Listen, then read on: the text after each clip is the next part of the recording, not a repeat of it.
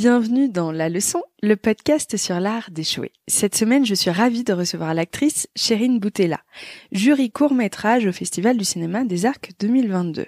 On t'a connu dans le film Papy-Chat, depuis tu cartonnes en enchaînant les films et les séries à succès, Les Fantasmes, Lupin, Validé, Miskina, etc., etc., parce qu'il y en a beaucoup. C'est drôle parce que je t'ai déjà proposé de venir enregistrer un épisode à la maison. Je pensais pas que la maison, finalement, elle serait bien enneigée, à 1950 mètres d'altitude.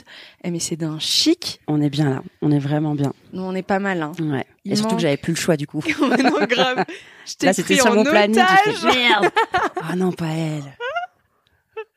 Oh putain, ma réputation me précède, quoi. La meuf qui est là, je te retrouverai. Mais c'est une sorte de challenge parce que j'ai écouté ce que tu fais. À chaque fois, je me dis ah ouais non, mais j'ai rien à faire. Enfin non, je suis pas. Non, c'est pas encore. C'est Laisse-moi parfait. encore accomplir plus de choses et après on parlera. J'adore parce que t'es littéralement en train de me faire une parfaite introduction à ce sujet puisque roulement de tambour, on va parler du syndrome de l'imposteur. Ah oui, c'est fameux. Ce douloureux fameux qui pèse lourd, qui est toujours là, mais je me bats. Je me bats Tu lui contre fais face. J'essaye de lui faire face, ou en tout cas, j'essaye de le faire taire. Bon alors, raconte-moi, parce que toi, t'as une histoire qui me fascine, que je trouve incroyable, et qui prouve vraiment que tout est possible si on se bat ça, je suis vraiment. d'accord. Ouais. Et tu vois, on plonge dans le vif du sujet, et si pour moi, tu fais les bonnes rencontres aussi au bon moment. Parce que pour moi, la vie, c'est aussi une histoire de rencontres, de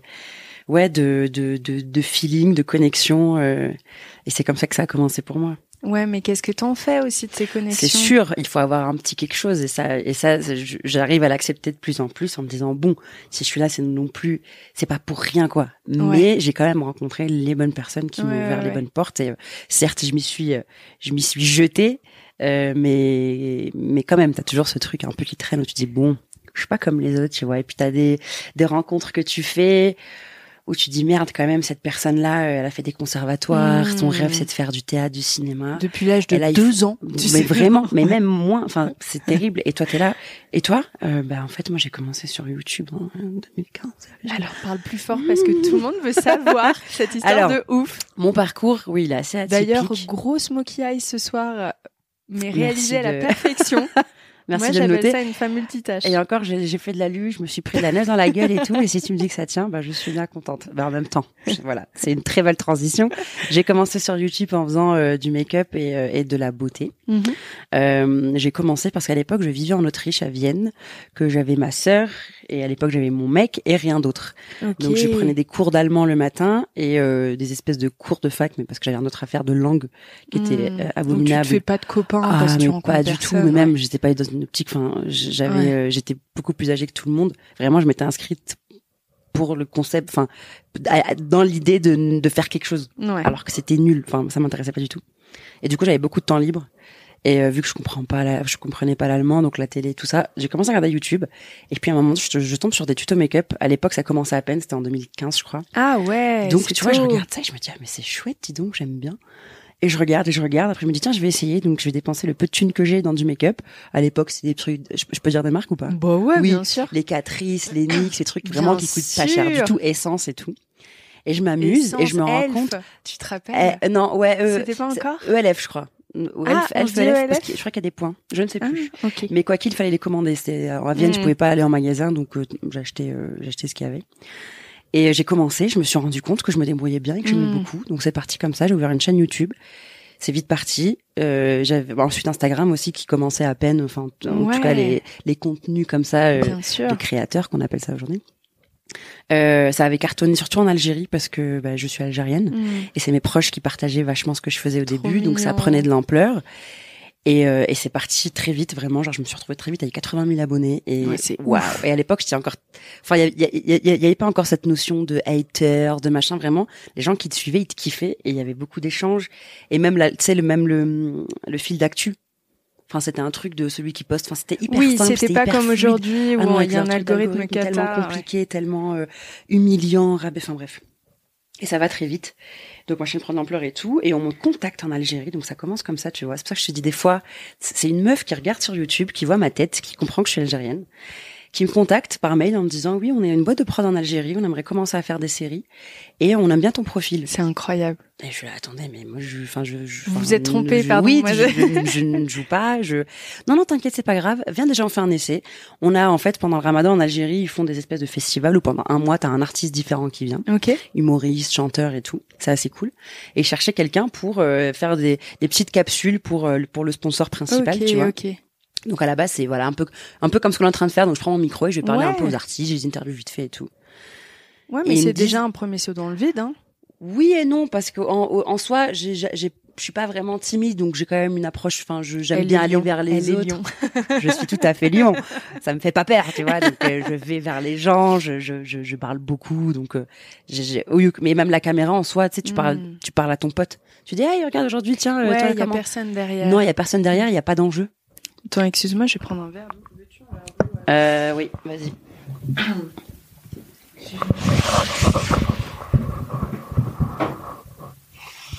Je me moque pas de moi, mais j'ai mangé une biscotte tout à l'heure qui m'a raclé la gorge.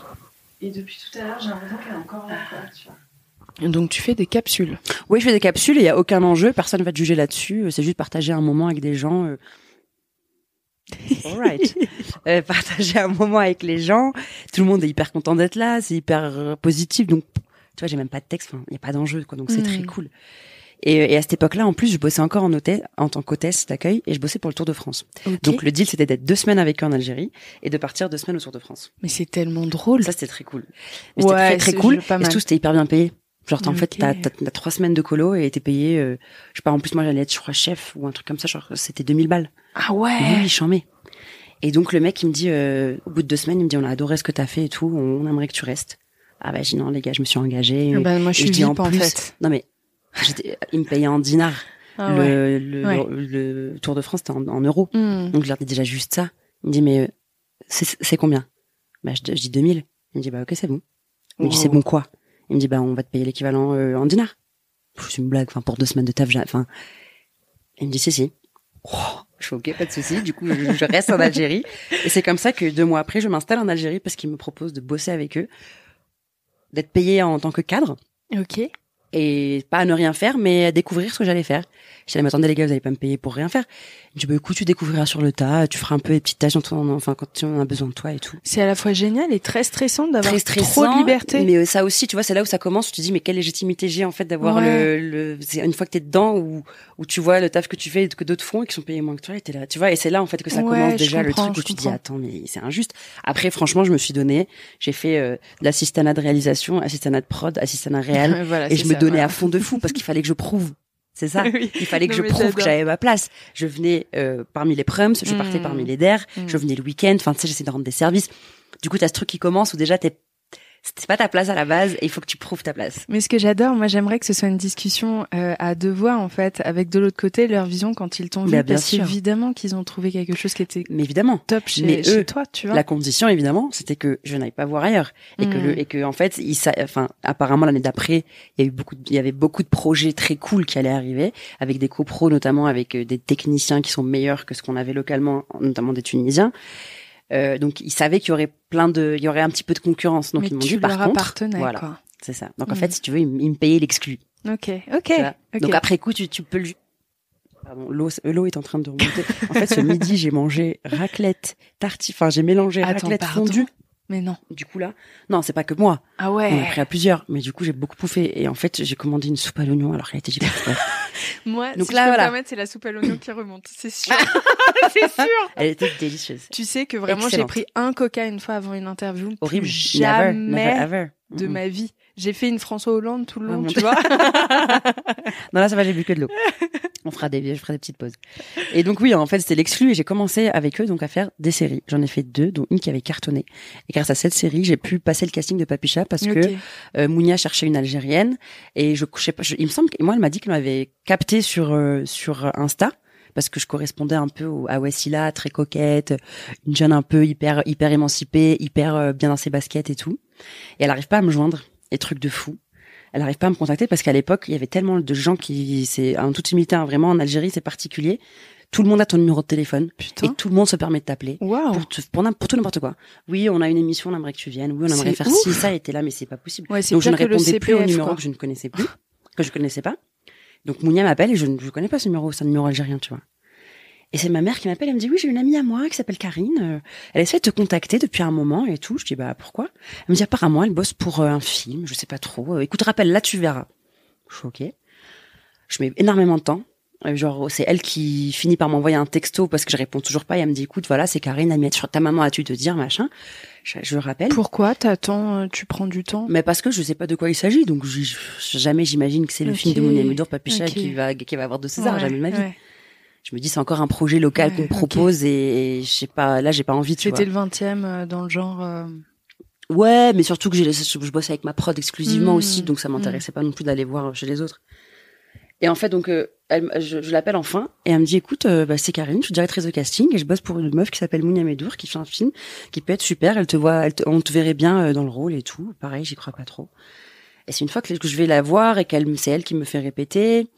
En plus, enfin, apparemment, elle me connaissait quand j'étais toute petite, tu vois, et moi, j'ai aucun souvenir d'elle, par contre, et apparemment, c'est une bonne amie de ma mère. Elle me dit, oui, quand même, t'abuses, enfin, tu sais, tu peux rater des grandes chances dans ta vie si tu continues à faire ça. Je suis là, ouais, bon, ça va, enfin, tu vois, et je réalisais pas du tout. Ouais. Et donc, elle me propose d'aller chez elle. Elle me dit, par contre, viens, on travaille le texte parce que c'est vraiment important. Ok. Je dis, ok, et tout. Et c'est au fur et à mesure, en fait, que je vis tout ça et je me dis, ah ouais, quand même, c'est sérieux, tu vois, j'ai pas l'habitude de ça, en fait, des prépas, donc à l'époque, c'était pas du tout ça. Enfin, j'avais pas la bonne notion, c'est très bizarre, la façon de travailler là-bas, bref. Mais moi, je trouve que c'est pas si mal que ça parce que, tu sais, les castings où on te dit vraiment, tu peux pas le rater, celui-là, évidemment que tu fais ta pire performance. Mais évidemment. Je rencontre Mounia. En fait, elle me parle d'un sujet qui me touche, ou elle me parle d'une histoire. Enfin, elle me dit, est-ce que t'as eu une expérience amoureuse un peu Je dis oui. Alors, assieds-toi. Ça faisait pas longtemps en plus. C'est pour ça que je m'étais barrée à Vienne. Genre, j'ai fait limite une dépression, machin. Et je lui raconte ça avec beaucoup d'émotion, tu vois, en disant oui, c'était dur. Et en fait, j'avais rien à perdre, donc je me dis bah oui, tu s'en fous, tu la verras peut-être jamais, raconte. Et je pense, moi perso, je lui ai jamais demandé, mais je pense que c'est ce qui a dû la toucher parce que je me suis rendu compte après avoir lu le scénar qu'en fait le personnage c'était complètement ça. Wow, c'était le rapport qu'elle avait avec ce mec-là, c'était t'étais dur. La bonne personne pour le rôle, quoi. Et voilà, puis ça s'est enchaîné aussi tout seul où je devais monter à Paris pour un événement. Oh là là, je viens de faire une 113 pour un événement. C'est là, bref. Écoute, t'as rien qui revient. Et en fait, je devais être à Paris. Tu vas te faire trasher sur Instagram, attention. Je devais être à Paris et elle me dit bah écoute, ça tombe bien parce que moi je remonte à Paris, elle était déjà en repérage à Alger. Il y a Lina aussi qui est là, donc viens, on organise une rencontre. En vrai, c'est ça qui va déterminer si ça va être toi ou pas. Si vous entendez, c'est cool, sinon bah malheureusement. OK, donc là petit début de pression quand même. Oui et non, parce que pour moi il n'y a toujours pas de gros enjeux, je ne réalise pas, je ne sais pas ce que c'est le cinéma en France. Quoi et dans ma tête, je ne vais pas être actrice en France non plus. Tu vois, en fait, tu t'autorises pas à y croire, quoi. Non, pas du tout. Et c'est ce que je dis souvent, c'est que c'est un rêve qui pour moi n'était pas accessible, donc je ne le rêvais même pas. Parce que j'estime que c'est pas pour moi. Mais bien sûr. Et donc, encore une fois que je suis là et qu'on me dit, bah, en fait, c'est bon. Ok. En plus, on le tournait en Algérie. Donc, ça change pas de mon univers, de mon environnement, de mes bases, tu vois, comment dire, de mes repères. Oui, de ce que tu connais, quoi. Ouais. Qui te sécurise. Et encore une fois, truc de fou. On fait le film. Moi, à un moment à Alger, ça fait 2 ans que j'y vis, j'étouffe, j'ai fait le tour, je me sens pas à ma place. La vie que j'ai et en plus la notoriété que je commence à avoir me font plus de mal qu'autre chose. Je suis pas bien, donc je me dis écoute, c'est quoi, viens, retentons la France. Retournons en France. Là, je suis dans l'influence parce qu'entre-temps, je continuais toujours mes réseaux sociaux. J'avais atteint 1,6 million, je crois, en 2 ans d'abonnés. C'est énorme. Et j'avais des potes ici qui me disaient t'inquiète, tu vas venir, on te présentera des gens, ça marche bien, tu vois. Avec 1 million, t'inquiète pas que t'auras quelques contrats, tu vois. Je me dis, tu sais quoi, vas-y, je fonce. En 2 mois, encore une fois, je fais mes valises. Je pars dans un 15 mètres carrés, tu sais, avec les économies que j'ai pu avoir grâce aux séries, parce que mine de rien, j'étais quand même très bien payée là-bas. Et je me dis, allez, vas-y, on tente. Je commence vite fait l'influence, j'arrive à avoir une agence, mais c'est pas ça. Enfin bref, tu commences. T'as un peu des copains, des repères à Paris? Bah oui, parce que tu sais, les liens entre la France et l'Algérie, et c'est un peu notre rêve et notre Eldorado à tous pour les études, pour la vie. C'est un peu la suite logique, en tout cas je sais pas comment nous appeler, nous, cette minorité qu'il y a là-bas. C'est un petit microcosme. Ouais, voilà. Et donc pour nous c'est un peu évident de venir en France faire la suite. Et donc j'avais des repères, j'ai une tante qui vit là, j'avais des copains, enfin c'est vraiment sécurisant je un peu partais quand pas même. de zéro. Ouais, quoi. c'est ça. Et puis encore une fois, je discutais beaucoup avec des meufs qui étaient là, dont une qui est devenue une très bonne amie, qui m'encourageait en me disant mais meuf viens, il y a Sephora. Il y a juste Sephora et je suis là oui, c'est mon rêve absolu à l'époque, c'était mon rêve. Sephora, mais ça n'existe pas en Algérie. C'était de la folie. Et donc, elle m'amène à des événements chez Saïdo, je sais pas quoi, machin. Ouais, tu dois te prendre une claque wow. Mais bien sûr, mais après, tu te donnes quand même beaucoup parce que t'es obligé d'aller à tous les événements tout le temps pour rencontrer plein de monde. C'est quand même assez hypocrite où tu fais tout le temps la meuf. Enfin, t'es obligé d'être très lisse. Bah oui. Parce qu'il faut que tu plaises aux gens et qu'ils te rappellent et qu'ils pensent à toi et tout. Terrible. Et j'arrive en décembre 2019, Papicha, Festival de Cannes. Alright. Wow. Donc là, déjà, les paillettes dans ma gueule et je suis là, waouh, c'est fou ce que je vis. Mais pareil, je crois pas à une suite. Je me dis, ok, c'est un projet unique. Je vois que ça prend beaucoup d'ampleur. Les gens parlent énormément. Waouh, c'est un premier film, tu vois. En plus, c'est un peu dur de se projeter quand c'est un premier film et je pense qu'on devrait protéger même presque plus les acteurs après ça parce qu'on se dit, ça va forcément cartonner ensuite et parfois, il y a un an sans rien. Enfin, tu vois, quand ça cartonne ensuite, mais même sinon, il peut y avoir des gros creux de la vague, quoi. Ah oui, mais les creux, je peux te dire que tu les as même après. Hein. Ouais. Voilà, je suis passée par un bon petit creux. Ouais. Je parle beaucoup, hein, t'as vu, là, on est déjà... Ah, mais moi, j'adore, enfin... Ça va être très, très long. Oui, non, mais... non, c'est bon. Alors là, attends, je vais tout... je suis contente. Attends, on est quoi? On a 17 minutes, tranquille. C'est énorme, on est même pas encore arrivé oui, mais là, on n'est pas à la radio, on n'est pas à la télé, on est sur un podcast. C'est vrai. On dit des marques, on dit des gros mots. C'est vrai. Tout va bien. Les grands mots, je sais pas encore. Mais... Ici, plus c'est long, plus c'est bon. Alors, je sais pas, il y a un débat. Mais ici, en tout cas, c'est le cas. Alright.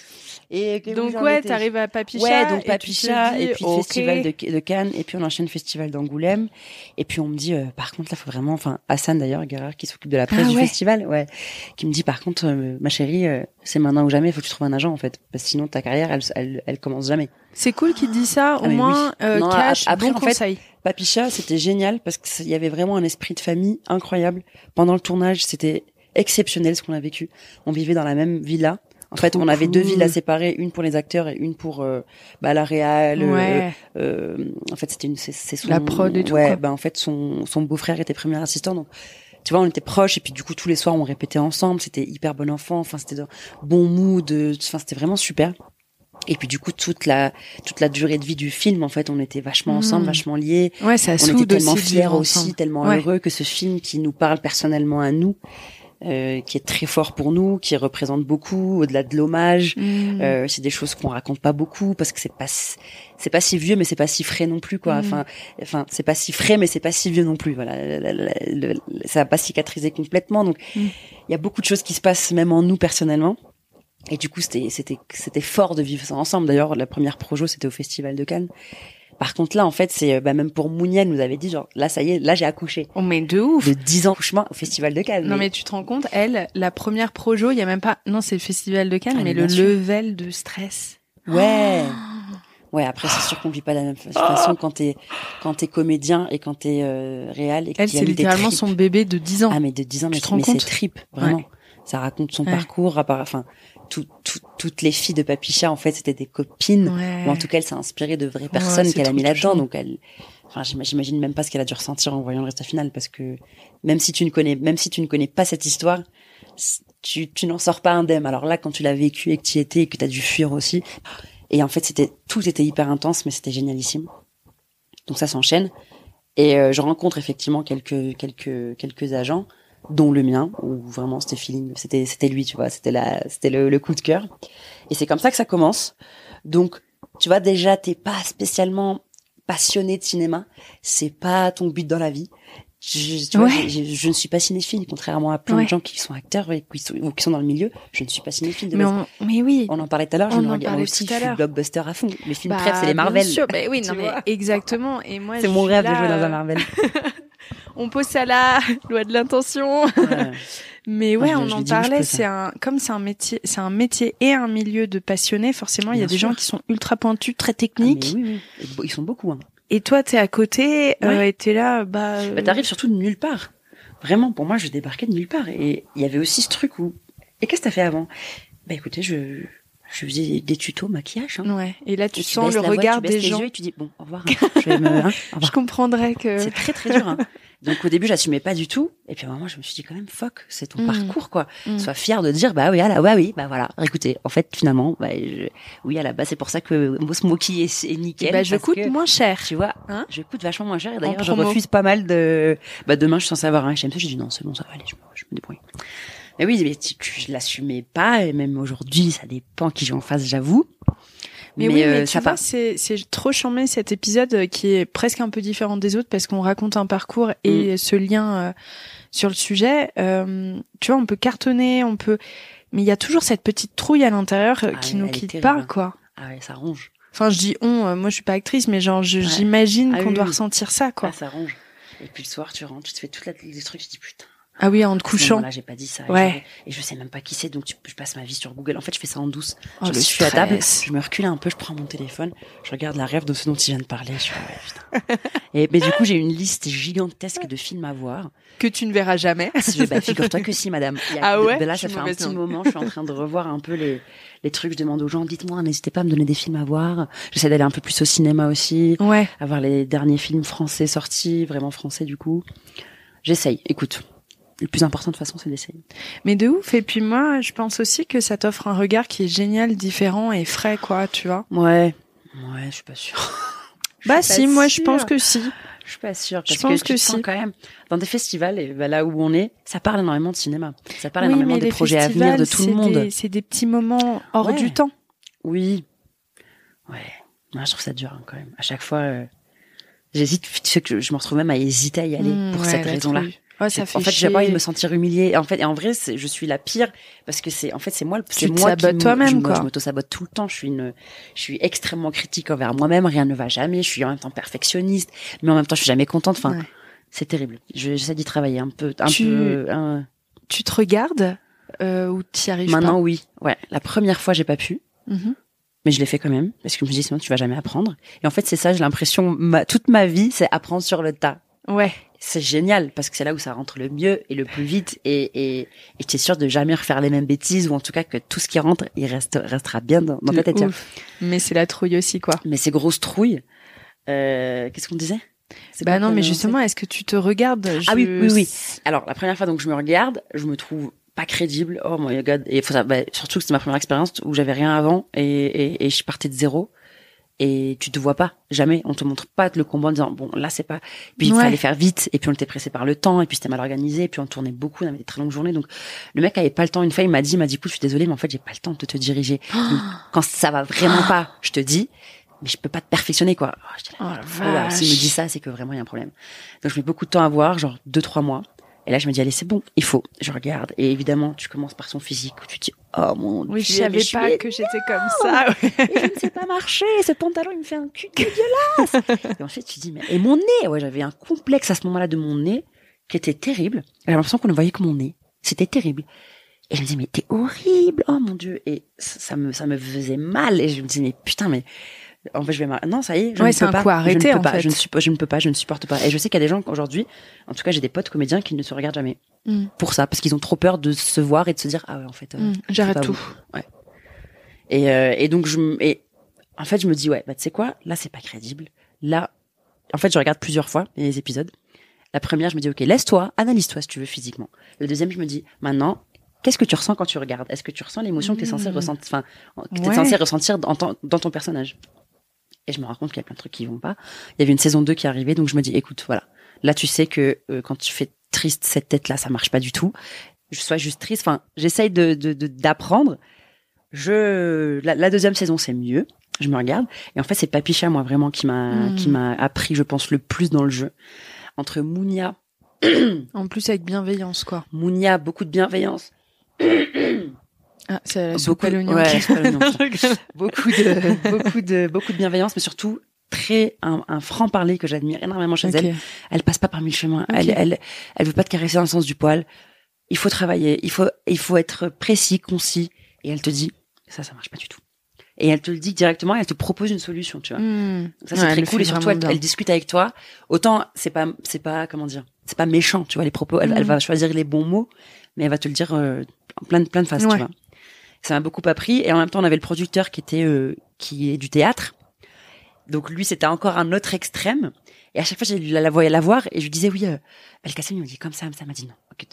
Trouve l'équilibre entre les deux parce que ça, c'est pas faux. Et en fait, lui m'avait appris un truc où en fait, je parle beaucoup avec mon visage, avec mes sourcils, j'ai des plein de mimiques, mes mains. Et il me disait arrête ça suffit. Ça, c'est les séries. Tu sais, les séries où en fin d'épisode, on te dit, il faut que tu restes sur l'étonnement. Donc, tu fais une tête genre, oui, et tu bouges. Et tu restes la bouche ouverte et tu fais, avec les yeux grands ouverts. Le cliffhanger. Et tu fais une pause. Et en fait, on t'apprend du coup à surjouer un peu ton émotion du visage. Et il me dit, ouais, là, par contre, c'est plus la série, en fait. Lui aussi, il était vachement rentre dedans. Et il me dit, là, c'est plus la série. Là, t'es sur un film. Tu arrêtes tout ça. C'est fini. Les yeux, tu te détends tout le visage et c'est tes yeux qui parlent. T'es triste, on le verra dans tes yeux. Wow. T'es heureuse, on le verra dans tes yeux. Je le vois. Et du coup, à chaque fois que je parlais, il me disait stop, non. Et tu sais, à un moment, c'était gênant. J'étais là, mais arrête. Et puis tu comprends plus très là où les. Très juste avant là, une prise, tu vois. Wow. Et à un moment, je sais pas, je parle d'un truc qui me touche et tout. Il me dit 2 secondes. Tu sais que là, ton visage, il a pas bougé. Et tout ce que tu viens de me raconter, c'est à travers tes yeux que j'ai senti l'intensité. Et là, t'as compris? Là, j'ai fait ouais, d'accord. Là, du coup, tout a changé. La façon de jouer a changé. Moi, je le vois dans le film, mais heureusement, les gens ne le voient pas. Mais moi, je vois quand je suis plus sincère. Je le vois quand je ressens vraiment le truc, ou en fait, c'est ce qu'ils m'ont appris tous les deux. Genre, tu ressens, tu vis vraiment le truc, et t'as pas besoin de ton visage, t'as pas besoin de grimacer pour exprimer un truc. C'est ouf, ça. Ouais. Et ça, c'était le meilleur conseil qu'on m'ait donné de ma vie. À partir de là, ça a tout changé. En fait, il faut que tu crois dans ta tête pour que tes yeux. Mais c'est même pas dans ta tête, ça y est, en fait, tu incarnes quelqu'un d'autre. Ouais. Mais en vrai, c'est ça, Tracteur. Ouais, c'est tu incarnes quelqu'un d'autre. Wouh, bonjour, t'es peut-être un peu naïve, ma question, mais bon. Moi, c'est pareil. Bah ouais. En fait, je me détachais et c'est normal parce que tu vois le truc à la télé, tu veux faire comme ce que tu vois à la télé. De ouf. Sauf que c'est pas bon. C'est toi, en fait, qu'on voit et c'est toi qui incarne quelqu'un. Bon. Après, oui, il y a d'autres levels, genre des Brad Pitt, machin, c'est plus lui. Mais ça, c'est encore, ouais. Brad Pitt. Dans Bullet Train. 56 ans. Je l'ai pas vu celui-là encore. Alors, il est incroyable. Et vraiment, le Bob lui va si bien. Il a 56 ans. Mais tout lui va si bien. Tous les films qu'il a fait, je trouve. Moi, mon préf, je crois que c'est quand même Inglourious Bastard. Ce personnage, je l'aime trop. Ah, je l'avais oublié dedans. Lui, il est fabuleux avec ses accents, là. Putain, je te jure que j'avais oublié. Et lui, tu vois, par contre, vraiment, il incarne, ça pour moi, c'est le jeu ultime. Bah, les yeux, il a des yeux très tendres, en fait. Ouais, mais il se transforme. Il change tout. Ouais, de ouf. De ouf. Il peut jouer ça, le mec bête. Mais après, tu vois, ça c'est encore j'ai l'impression, c'est ce que je découvre, c'est que c'est des cinémas différents, tu vois, encore le cinéma américain, le cinéma français. Le cinéma français, on est beaucoup plus proche de on aime l'authenticité, j'ai l'impression, on aime le naturel, le vrai, le fort, tu vois. Enfin bref. Ça, ouais, et puis je pense aussi que si tu commences à essayer de faire comme, mais évidemment, ça marche pas du tout, ça quoi. marche jamais. Il y a qu'une Chérine, voilà. Ouais, voilà, donc j'enchaîne. J'ai de la chance, j'ai un bon agent. Il me trouve juste après le casting de Lupin. Ah ouais, ça c'est juste génial. Après. Alors que je me disais, mais comment je vais faire? Là, en plus, je fais un film.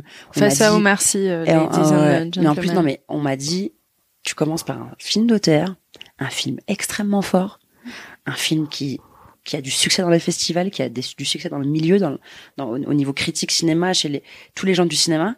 T'as intérêt à bien choisir les prochains projets. Et en fait, à chaque fois, j'adore les gens qui disent ça. À chaque fois, t'as un nouveau défi, à chaque fois, t'as un nouveau truc où on dit, c'est bien d'en arriver là. Mais le pire est à venir. Ah putain, mais je fais comment, moi? Mais je connais rien, donc je suis déjà heureuse de pouvoir être là et de pouvoir travailler. Donc à quel moment je vais dire, non, pas assez hauteur, pas assez fort, pas assez. Surtout si on kiffe Marvel et Bullet Train. Ouais, mais surtout qu'on te donnera plus. Je suis pas rôle principal, donc c'est très dur aussi d'avoir enfin, bref. Et finalement, écoute, ça sonne bien. J'ai Lupin. Mais alors attends, tu prends des cours. Toujours pas, non. J'y ai pensé. Coup... Puis après, on m'a dit, oh, mais non, mais d'ailleurs, je crois que je sais plus qui m'a dit ça, en me disant, tu vas perdre ton truc. Attends, la soupe à l'oignon. C'est un sorte de petit, c'est un habillage sonore. C'est des intercalaires. C'est dégueulasse. Elle est dégueulasse, cette Chérine. Non. Ouais, tu prends pas de cours. Non, je prends pas de cours et on me dit. Parce que je me dis, comment est-ce que tu pourrais perdre ce syndrome-là? Parce que c'est bon, maintenant. J'y ai pensé, justement, en me disant, je me sentirais plus légitime. Et puis un jour, on m'a dit, je sais même plus qui, on m'a dit, l'avantage que tu as, c'est que, bon, on dirait que je parle d'un aliment, mais non, fraîche Et du coup, tu n'as pas de les codes. Ah, donc oui, t'es voilà. hyper malléable. Et donc tu peux vite, on peut te, comment dire, on peut t'emmener là où on veut. Oui, tu vois oui, bien sûr. Et je me suis dit bon, ok, en fait c'est voilà, j'ai un jeu, force, en fait, je suis spontanée parce que j'ai pas de background, tu vois. Donc en fait j'y vais sur le tas et je plonge et après c'est avec le réal, avec. Mais tu te rends compte que ce qui fait ta trouille, ton syndrome de l'imposteur, c'est littéralement ce pourquoi tu te démarques et on te oui prend. et non, je suis pas sûre parce qu'après ça c'est mon point de vue, c'est moi qui le dis, mais ça, la meuf trop dure avec elle-même. Il faudrait leur demander, non, parce que c'est vrai. Et au final, pour moi, le point faible de tout ça, c'est que j'ai vachement besoin d'être accompagnée. Il faut que ce soit un réal qui me dise où aller, qui me rassure. Du coup, j'ai beaucoup de doutes parce que vu que j'y vais un peu à l'instinct, mais au final aussi, le désavantage, c'est que c'est très proche de moi et de tout ce que je sais faire, donc il y a moins de challenge. Tu vois, donc en réalité, je suis tout le temps à me poser 1000 questions comme ça. Dans mon cerveau, c'est horrible. Tu dors la nuit? Ça se passe comment? J'ai du mal. J'ai un peu de mal, mais c'est terrible. Je suis tout le temps en train de me dire, de me contredire. Mais bon, je me laisse quand même porter par le flow. Et comment est-ce que tu fais pour essayer de t'apaiser sur le sujet? Parce que ce syndrome de l'imposteur, il faut qu'il se calme un peu à un moment, non? Le jour où je saurai, je te dirai. Hein. Est-ce que c'est pas ton moteur aussi, en fait? Si, évidemment, je pense que oui, parce que étant aussi lion, j'aime beaucoup les challenges et j'aime bien être prums tout le temps. Tu vois, j'ai ce truc de quand je fais un truc, je le fais méga à fond parce qu'il faut que j'ai la première place. Genre à la luge tout à l'heure. À la luge tout à l'heure, j'ai fait 3 fois, t'as vu? Meuf, j'ai fait un truc, comment on l'appelle? J'ai fait un truc Fast and Furious. J'ai fait un dérapage. Oh putain! T'inquiète. Mais je te promets, si j'avais pas eu l'interview avec toi, j'y serais retournée jusqu'à maîtriser. Vas-y. Fais-moi me sentir mal de cette interview maintenant. Merci beaucoup. Écoute, en plus, tu l'as décalé, ça va être bref. Tu m'as gâché mon festival. C'est pas grave. J'étais dans le train. C'est pas grave, heureusement, je t'aime. Non, ouais, j'ai besoin d'aller au bout des choses et de me donner à fond. Donc ouais, en fait, c'est que des challenges qu'on me met devant et je dis en plus je suis algérienne. Je peux te dire que la fierté, oh my god, c'est mon essence.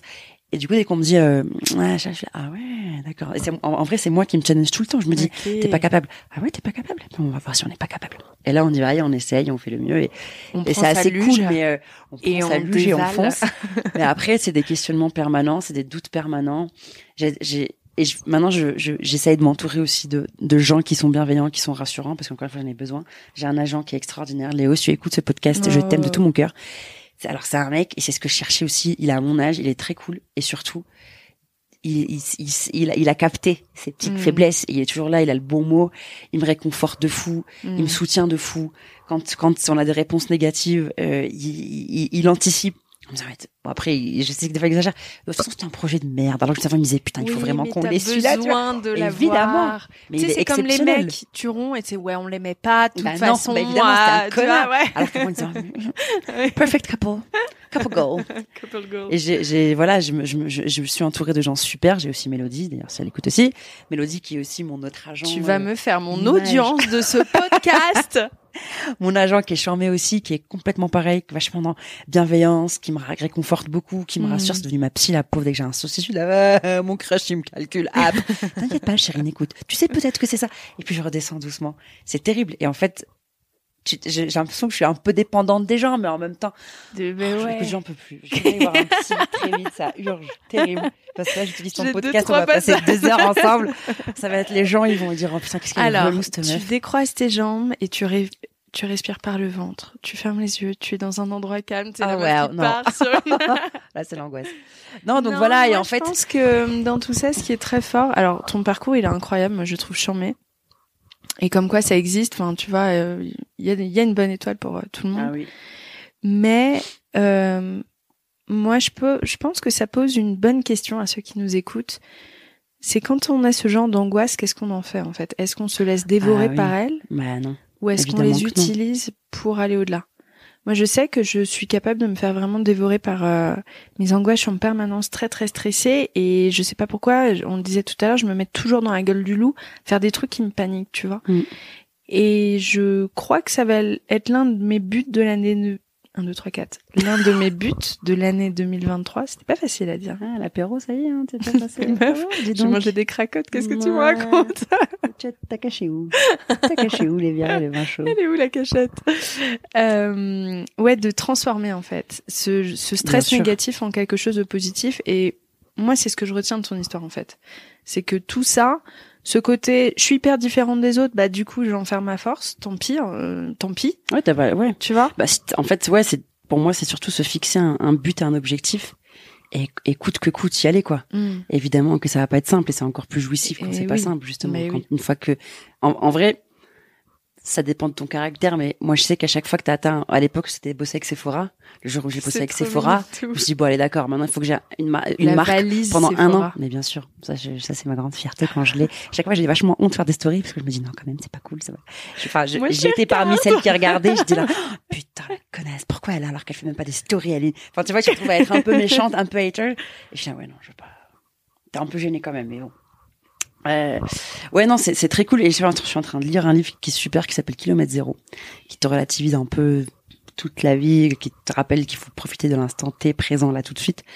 Et il dit justement qu'il y a 2 types de personnes. Il y a celles qui vont vivre les expériences avec la peur, qui vont choisir, en fait, en gros, dans la vie, t'as soit la peur, soit l'amour. Si tu choisis la porte de la peur, tu vas tout vivre comme très négativement. Donc, les échecs, c'est des échecs. Tu stoppes tout. Parce que t'as trop peur, en fait, de la suite, tu t'arrêtes. Et t'as ceux qui vont aller vers le côté amour, qui est en fait le côté hyper positif, où en fait, ça va pas t'arrêter, où tu vas te dire, bon, ok, là ça s'est mal passé, donc peut-être que j'ai fait un truc pas bien. Donc vas-y, je vais tester une autre façon d'y aller, mais je vais y aller quand même. Et c'est continuer, en fait, malgré tout. Et regardez-moi ce petit clin d'œil.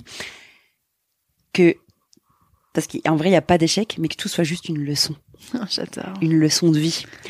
Mais c'est vraiment vrai, et je pense et le jour où j'ai compris ça, déjà tu te sens un peu plus apaisé parce que du coup t'es moins flippé par ce qui peut arriver, par les résultats de ce que tu peux entreprendre ou des choix que tu vas faire ou quoi.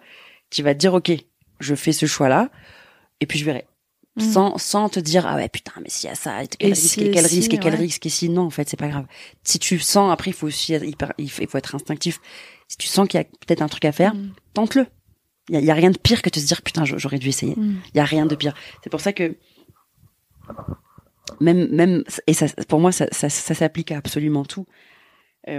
Même quand t'as un casting, moi aujourd'hui par exemple, les castings où soit je sais que ça va pas marcher parce que je sais que j'ai pas un nom et que parfois tu le sens d'avance. Quand tu vois le nom du réel et des acteurs, si tu cherches une blonde aux yeux bleus, bon. Oui, ça aussi, mais il y a aussi un truc quand même de ton rang. OK. Wow. En tout cas, moi c'est comme ça que je le vis. Et c'est un autre challenge aussi où je pense que c'est une façon de visualiser qui moi m'aide avec des espèces de paliers, tu vois.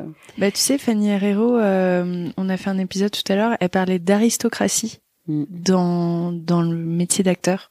C'est la première fois que j'entendais ça. Ouais. Moi, je pense qu'encore une fois, c'est des approches, c'est des approches très perso. Mais, ouais. Moi, j'ai l'impression que, ouais. Si, c'est comme dans beaucoup de métiers. Mais comme tout même, je pense. Comme dans tout. Et, moi, je pense que je suis une bourgeoise du podcast. ouais, non, franchement, je pense qu'on peut pas vraiment le définir. Mais tu sais une fois que tu y es et tu sais quand tu y es pas. C'est très chelou.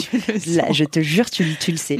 Tu sais que t'as pas encore atteint ce stade. Ok, ça arrive et donc bien sûr. Les castings. Mais du coup, tu te dis j'irai. Mais du coup les castings, tu les passes quand même si tu sais que, surtout au début, tu sais c'est très particulier parce que t'arrives un peu dans ce milieu, surtout moi. Je sais rien, je sais pas comment ça se passe et tout.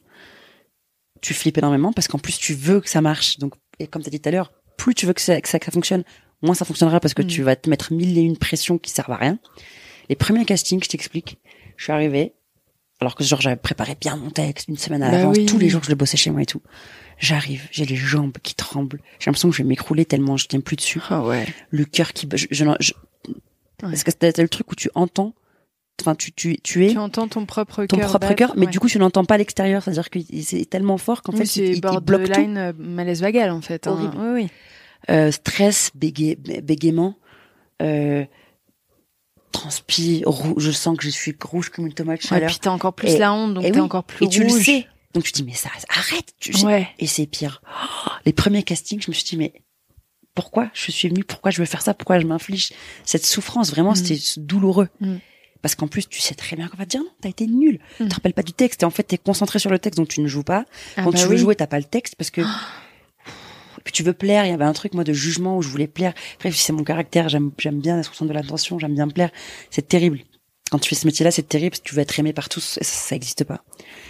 Et donc, premier casting, foiré. Deuxième casting, foiré. Ah non, moi, je me dis, non, c'est pas possible. Là, je peux plus. Et j'en parle avec Léo et il me dit, ouais, il me rassure beaucoup. À chaque fois, il me dit, écoute, en fait, c'est lui qui me donne aussi les premières clés où il me dit, il faut pas vivre les choses personnellement. Il faut que tu comprennes qu'il faut que tu te distancies, que ça dépend de tellement d'autres choses. Et je dis, ouais, mais là, vraiment, genre, je suis juste nulle. Oui, parce que toi, tu le sens à l'intérieur de toi. Mais oui, mais parce que t'es trop stressé. Il me dit, détends-toi. Vas-y, comme un jeu, ça va être rigolo. En fait, bien s'entourer, c'est un peu la clé. Et donc, il me disait, écoute, prends pas personnellement. Et en fait, c'est ça, c'est que je me forçais. Je me disais, mais oui, mais il faut que tu y ailles jusqu'à ce que tu captes. Vas-y. Okay. À chaque fois, j'essaie de trucs différents.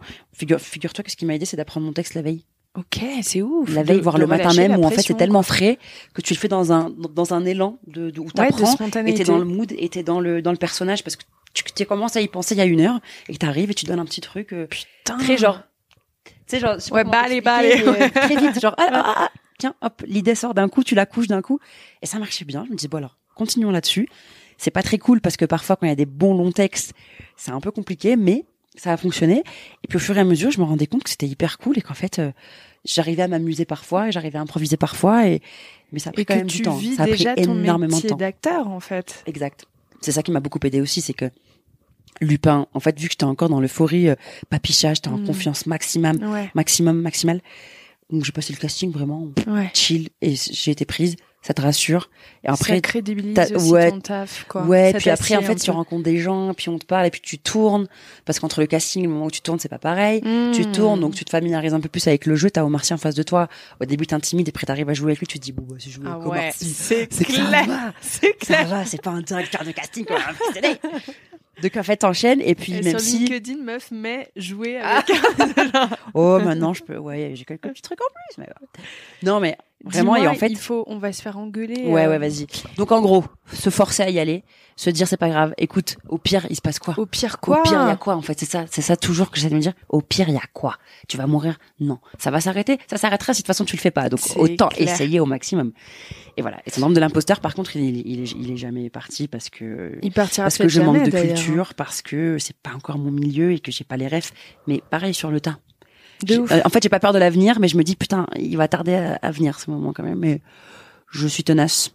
Alors moi, j'ai des questions. Parce que tu viens de me dire que tu as lu un livre, et je sais qu'en ce moment, tu lis des livres comme ça, parce que tu les mets justement en story, entre deux stories Sephora, tu sais. Oui, bah oui. On sent la meuf qui essaie de compenser. Non, je rigole. Développement personnel. Tu lis quoi en ce moment que tu nous conseilles? Bah, Kilomètre Zéro. Kilomètre Zéro, c'est pas une claque, mais c'est un peu un retour aux sources où ça te rappelle. Il a un peu trop écrit ce livre, mais il y a plein de phrases, plein de rêves qui sont chambés parce qu'en fait, en gros, c'est ils font une recherche sur l'impact des émotions sur ton corps et ta santé. Et en fait, en gros, et même, tu sais, la loi de l'attraction, je sais pas si c'est pour ceux qui y croient ou pas, moi j'y crois beaucoup.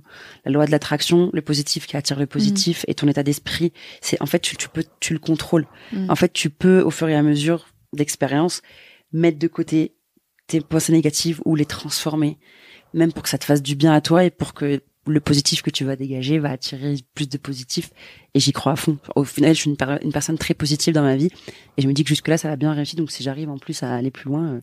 Et c'est hyper cool parce que tu relativises plein de choses sur ta vie où c'est l'instant présent là tout de suite. Regarde, on est dans un super chalet. On est dans un festival chambé qui s'appelle Les Arcs.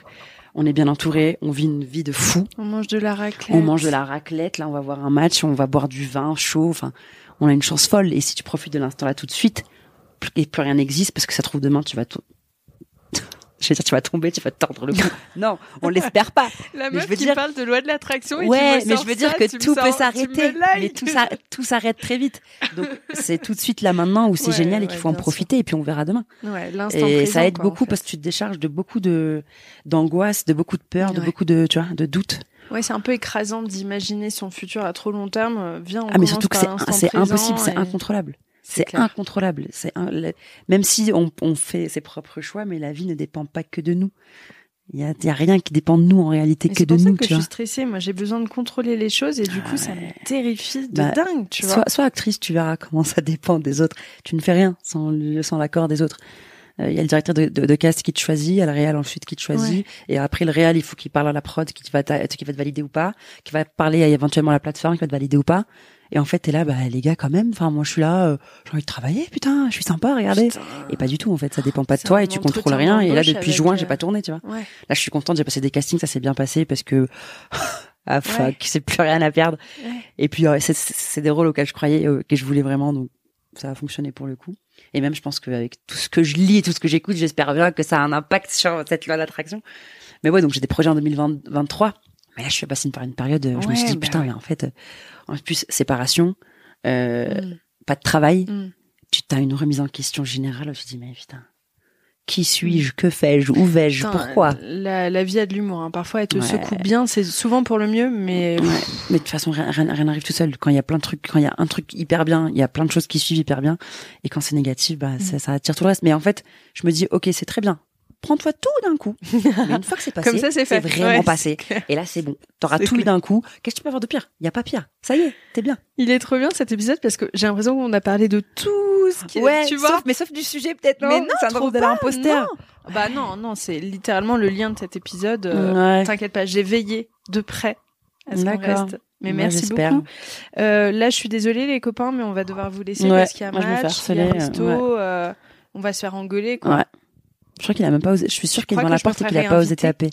Du coup, écoute. Moi, j'ai un doute. Écoute, je suis en train de me faire des bons contacts. T'inquiète. Merci beaucoup. Eh ben, merci à toi. J'espère que cet épisode vous a plu. Pour suivre les coulisses du podcast, n'hésitez pas à me follower sur Instagram @Paulette_Grisoni, sur Twitter podcast LL en majuscule ou sur Facebook La Leçon Podcast. On se dit à très vite pour un nouvel épisode.